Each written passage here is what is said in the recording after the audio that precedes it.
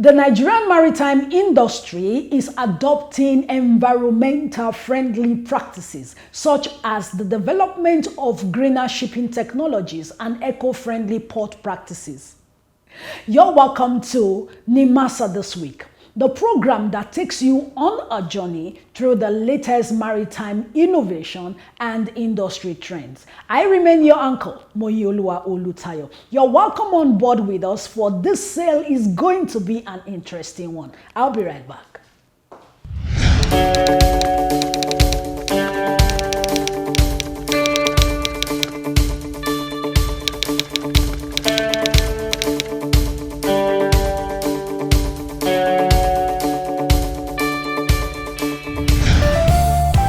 Introducing the new face of the Nigerian Maritime Administration and Safety Agency, Nimasa. We are charting the direction for a maritime and regulating the industry for a better, bigger, and more economically stable Nigeria. Evolved to serve you better. We are Nimasa. New face, rejuvenated service. Nimasa, changing the tides in your favor. The program is Nimasa this week. We kickstart today from the Federal Ministry of Marine and Blue Economy in Abuja, where the Honourable Minister, His Excellency Adegboyega Oyetola, CON, earlier this week received a high-level delegation from APM terminals, including senior global and local executives of the company, where they reaffirmed their commitment to invest $500 million in expanding operations in Nigeria. In his response, the Honourable Minister expressed the government's satisfaction with the quality of infrastructure that APM terminals have delivered at the Lagos Port Complex, Apapa, and he also stated the wider vision of the federal government to modernize western and eastern ports as a part of a holistic national upgrade of all Nigerian ports. Stay tuned for the report. Earlier this week, the Honourable Minister for Marine and Blue Economy, His Excellency Adegboyega Oyetola, CON, welcomed a high-level delegation from APM terminals to Abuja. The delegation included senior global and local executives of the company. During the meeting, APM announced their intention to invest $500 million into the sector through their extensive expansion plans for operations in Nigeria. Speaking to the media after the meeting, Mr. Peter Wilkstrom, the Chief Financial Officer of APM Terminals and the leader of the delegation, praised Nigeria's potential. He commended the federal government's ongoing reforms, reaffirming the company's long-term commitment to its operations in Nigeria. Nigeria, but what is even more important is that we have a lot of belief in the future of Nigeria. And we realize that we have the privilege to operate in your country. We also realize that we don't operate in isolation. So what we have tried to put in our proposal is also the forward-looking view. How do we work together as one ecosystem? Also commenting, Mr. Frederick Klink, the Chief Executive Officer of APM Terminals Nigeria, expressed appreciation for the minister's leadership in driving reform across the sector. He also announced that in addition to the $500 million investment for port infrastructure, the company will inject a further $10 million into the acquisition and deployment of advanced cargo scanners. It is also a great pleasure and encouragement for me and my team to have the visit of two of the key members of the APM Terminals global leadership. Wish to understand the requirements and especially to listen, as Peter mentioned, from our key stakeholders such as yourself. What is the requirements? What do our host nation wish from us, so that we can best possible position ourselves? And we are of course very keen to hear your guidance to us on how we can best do that. Responding to the development, Oyetola expressed the government's satisfaction with the quality of infrastructure delivered by APM terminals at the Lagos Port Complex, Apapa. He emphasized that the company's high standards should serve as a minimum benchmark for terminal operators across the country. I must commend APM Terminal for a wonderful delivery of service. In terms of, I've had cost to be at the terminal, and I was quite impressed with what I saw in terms of investment. That should be the minimum standard for any of the other terminals operating, so I must commend you for that. And I equally know that we're trying to expand the activities, we're willing to invest about $600 million. We recognize the intention to actually invest so much. We're willing to do that. But the intention is to actually now allow other investors to come in. So we're not limiting the issue of now, just the existing operators. We need to ensure that other investors that have the fund are allowed to come in and be part of it. We're already working on that, and I'm aware you've made some efforts in that direction in the past. So we'll get to know the modalities for some of these things through the MPA.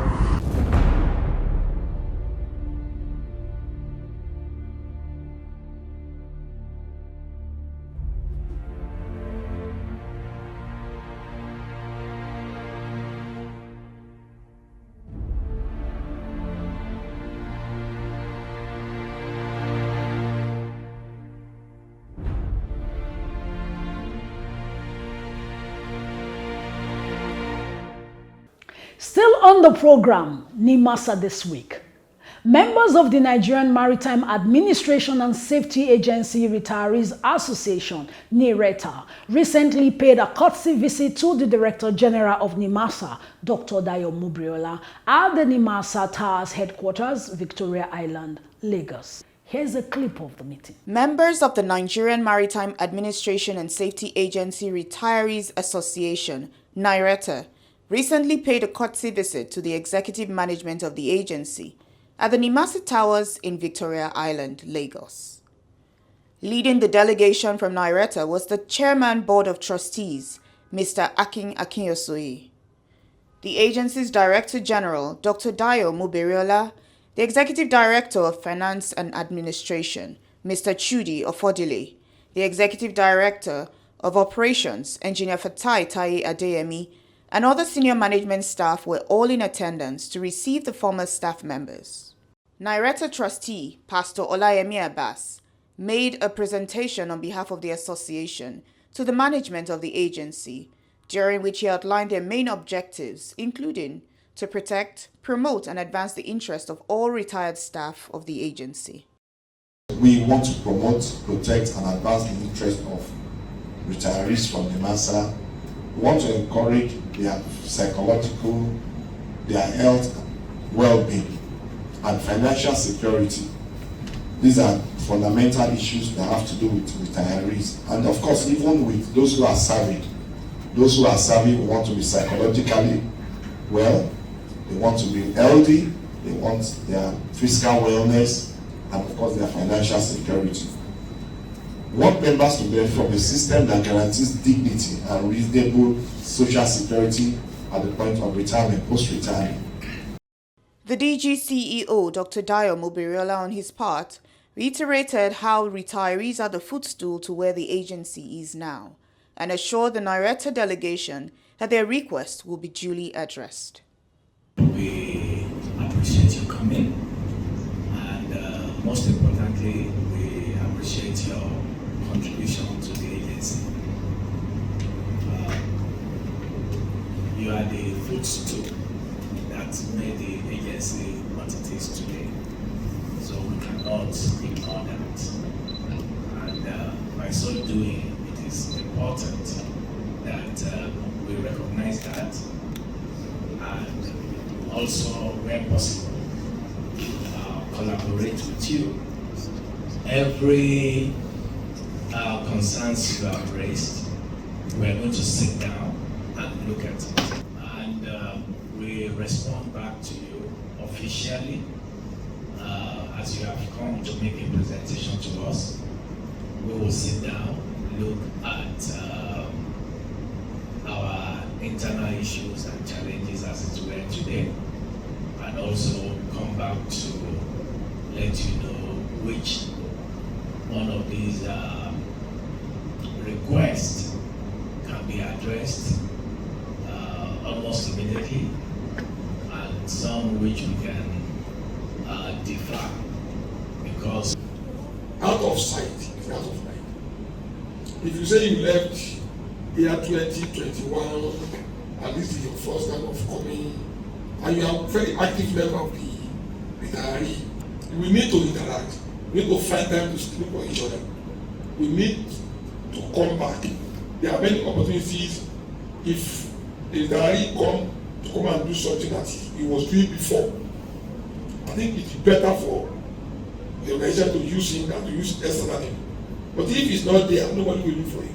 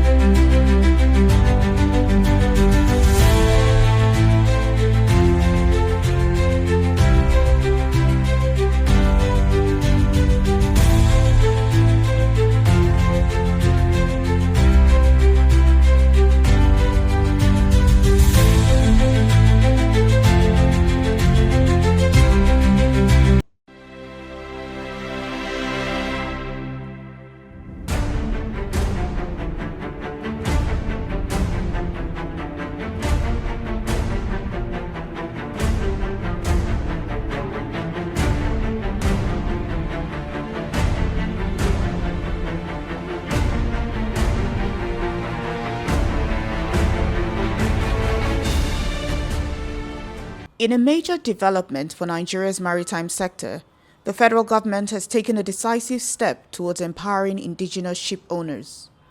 The Honourable Minister of Marine and Blue Economy, Adegboyega Oyetola CON, has directed the Nigerian Maritime Administration and Safety Agency to begin immediate disbursement of the long-awaited Cabotage Vessel Financing Fund.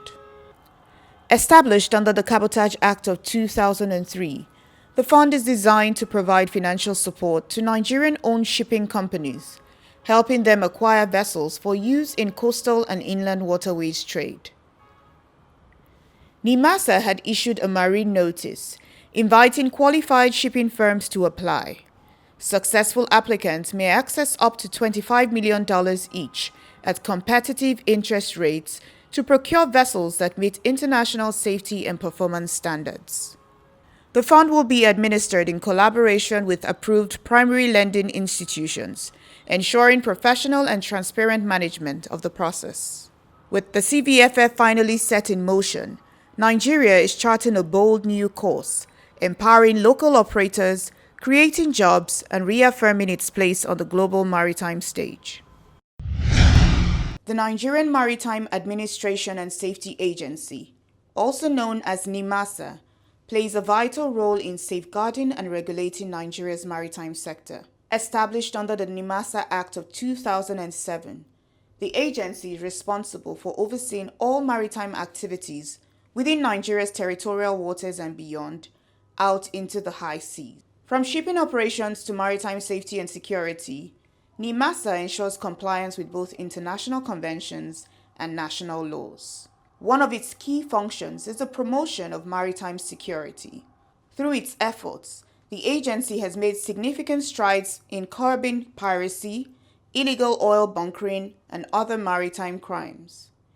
In collaboration with the Nigerian Navy and other security partners, Nimasa helps maintain safe and secure shipping routes, protecting both national interests and international trade. The agency also drives the implementation of the Nigerian Maritime Security Architecture, better known as the Deep Blue Project, a strategic initiative designed to address emerging threats across Nigerian waters and the wider Gulf of Guinea.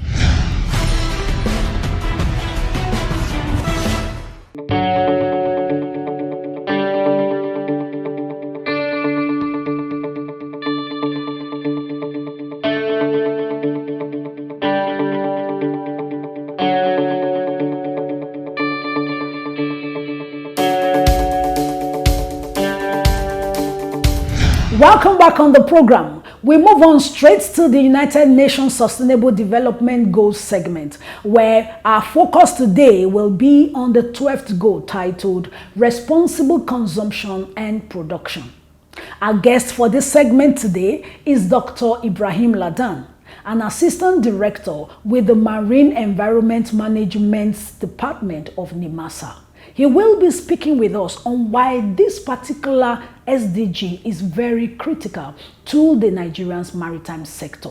Don't go away.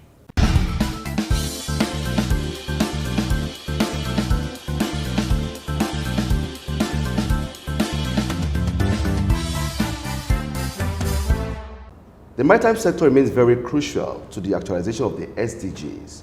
And in this edition, we're talking about SDG 12 on responsible consumption and production. What does this mean? It means that we must learn to ensure that we do not use what we don't need in order to help the environment to continue to develop and, of course, to be able to transfer it from one generation to another generation. On this edition with me is Dr. Ibrahim Ladan. He's an Assistant Director of the Marine Environment Management Department of Nimasa. Dr. Ladan, you're welcome. Thank you, Mr. Femi. Thank you very much for coming on this program. Now, in this edition, we're talking about SDG 12, talking about responsible consumption and, of course, production as it sounds. Now, what is Nimasa doing to help to, contain, the level of, shipping activities, to also help in the area of, production of things in a responsible way in shipping? Thank you. Thank you. That's quite a valid question. Nigeria can invest in renewable energy. Renewable energy, reduce carbon contribution to the atmosphere, which a large chunk of it comes from the shipping industry.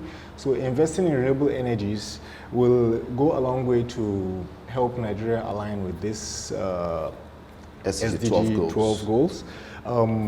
You have solar energies, wind energies. If Nigeria adopts that to power the ports as well as the ships, that will take us a long way. Also, you can also have cleaner energies, like cleaner fuels, like the LNG gas we're talking about. That will go a long way as well. And then also enforcement of international regulations, especially like the MAPOL Annex 6, which talks about engine efficiency. Very good. All right, thank you. So still on this SDG 12, talking about the responsible consumption and, of course, production of things that we use, right? When ships are coming with especially when coming with the perishable items, right? Because when they get spoiled, they have to be, thrown away, and this affects, production and consumption, absolutely, and it affects the environment at the end of the day. So what is Nimasa trying to do, or how are they collaborating, with the shipping community to help to mitigate this kind of waste in the shipping industry? All right. In this area, I think there is need to go into these cold chain technologies, okay, for our ships carrying perishable goods. Now, when you talk about cold chain technology, yeah, for the sake of the listeners, what does this mean?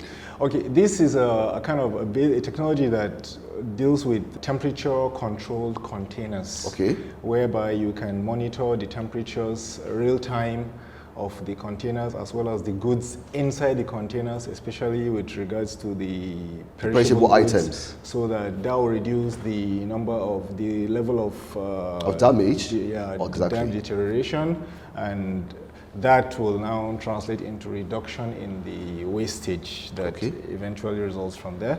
As you may know, recycling plays a very crucial role in waste management. Sure. And we're talking about responsible, consumption and then production, right? And of course, I also suppose that recycling is supposed to be kind of a means of generating jobs, right, in the economy. Now, in encouraging recycling, as you may know, when the plastic is thrown into the ocean, right, it takes about 1 million years for it to decompose, right?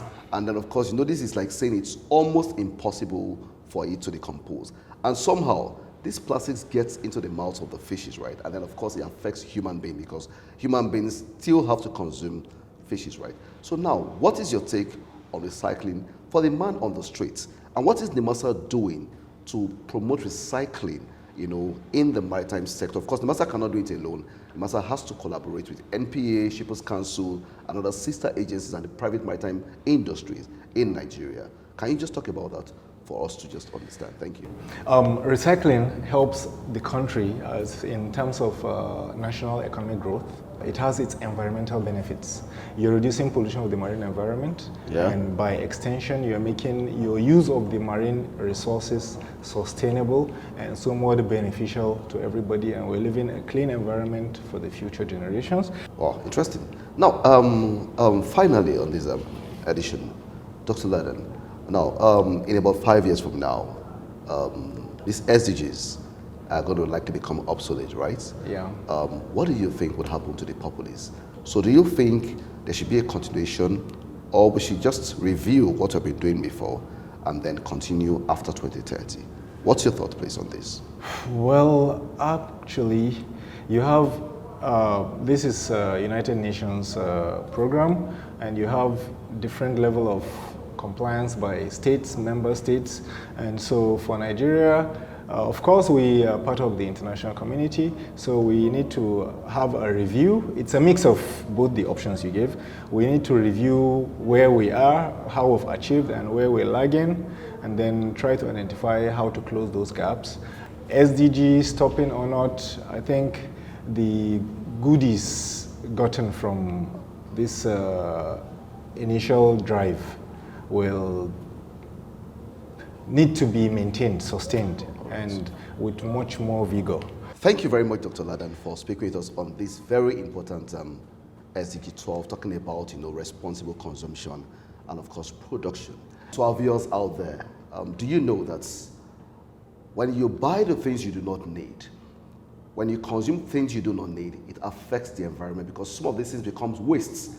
And can I tell you this, that every waste on land finds its way into the water. So therefore, we need to continue to work together as individuals and with the government to protect our environment because of future generation. And it's a wrap on this segment. My name is Femi Kumuyi. I remain your host. Thank you.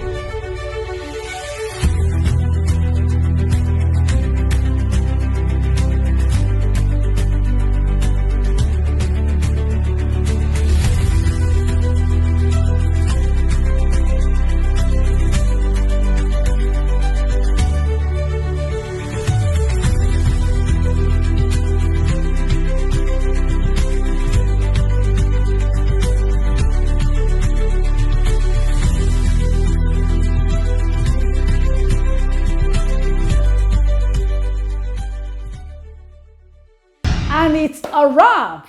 Thank you for joining us on the voyage today. We want to seize this opportunity to say Happy Easter celebration to our Christian brothers and sisters. Until we meet again on the same platform, same time next week, so we can do this together. I say fair wind and following seas.